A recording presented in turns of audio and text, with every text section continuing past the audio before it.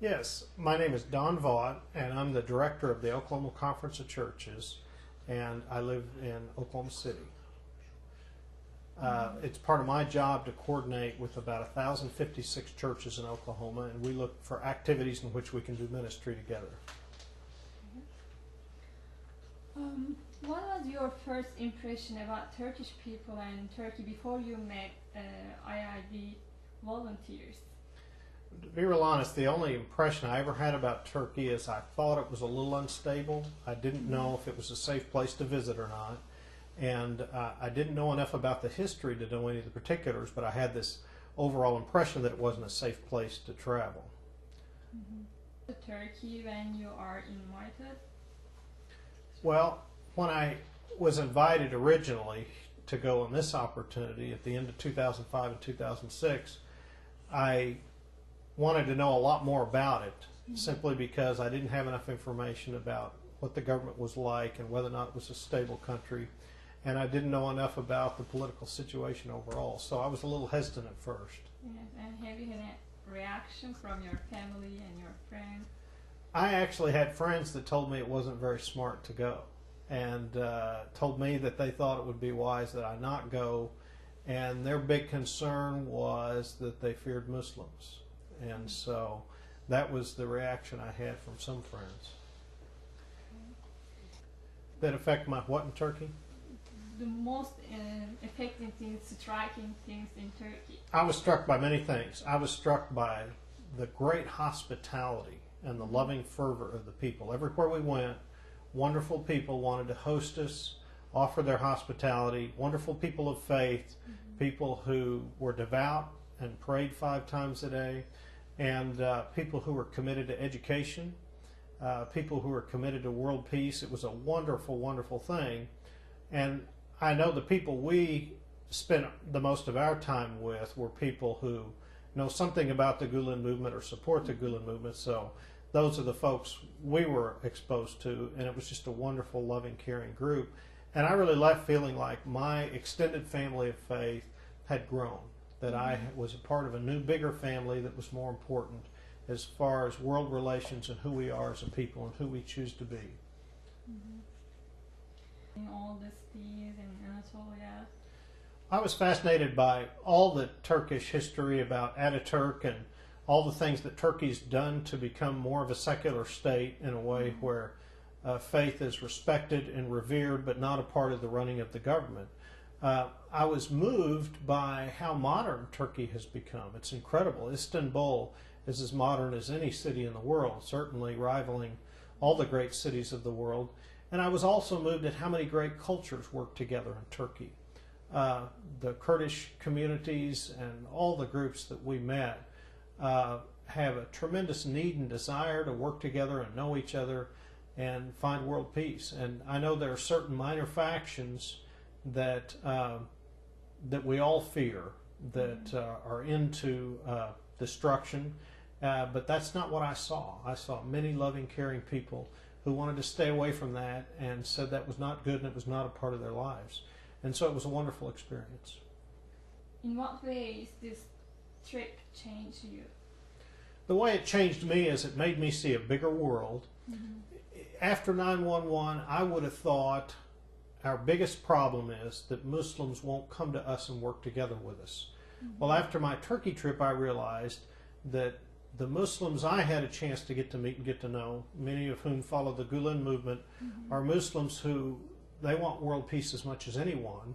They take very seriously their role as people created by the great Creator, and they want to work with all of us to make this a better world, a wonderful world in which kids grow up healthy, loving, caring, and respectful of their faith. And so that moved me the most and meant everything to me. That's what changed me as far as how it changed my world vision. And I thought, what a wonderful, wonderful thing. Okay, so you said this trip reinforced your hopes about establishing peace in the world. It really did. It gave me a bigger view of how much more opportunity we have to bring world peace than I would have ever guessed.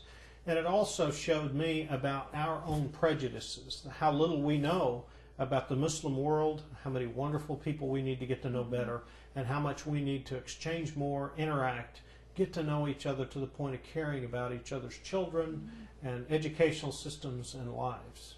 So in that sense, it was a very important experience of great dimension about who we are as a people and what we can do together.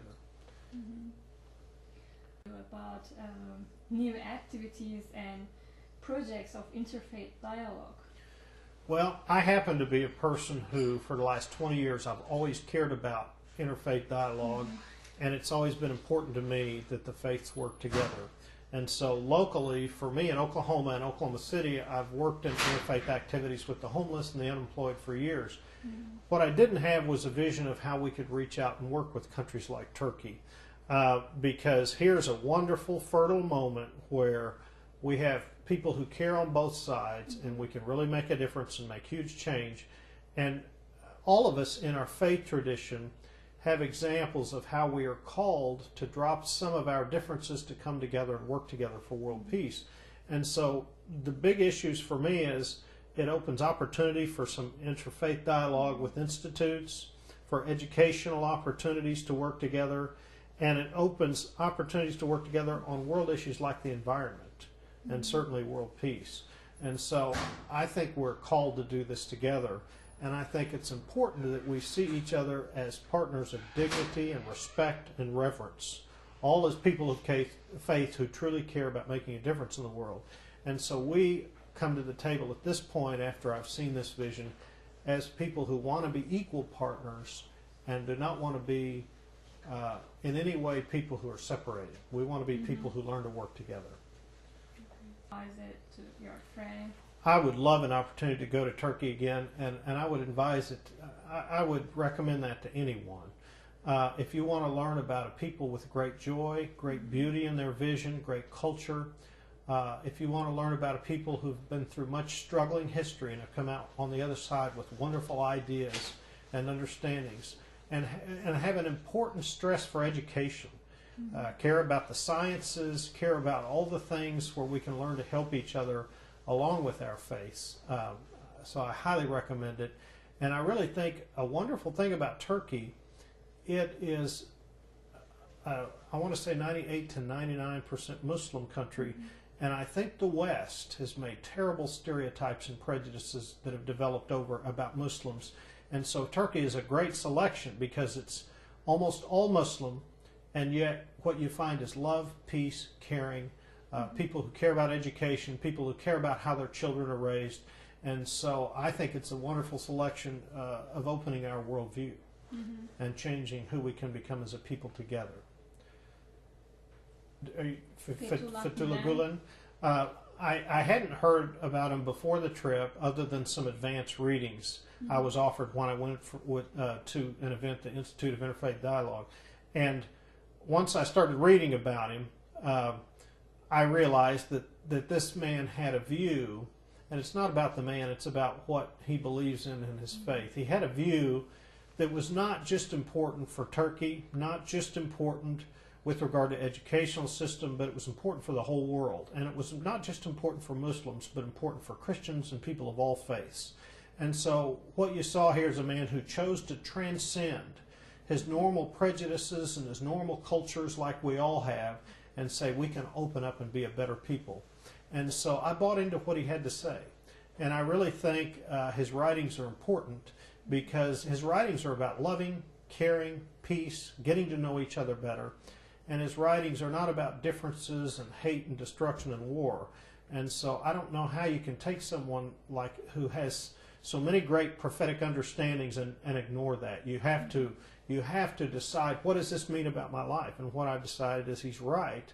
He has much to offer, and we need to come together around those important ideas. And his ideas are based in important texts of all faiths. He in his writings, he talks about great writings in the Quran. He talks about great writings in some of the texts of the Christian and Hebrew documents. And so I think it's really important that he chose to open up and offer these ideas as they relate to all faiths and all people. And he's not looking for some type of ethnocentric solution. He's looking for a solution that's good for all of us, which is what faith is about and should be about. So that's why I was inspired by the Gulen movement and what he has to say.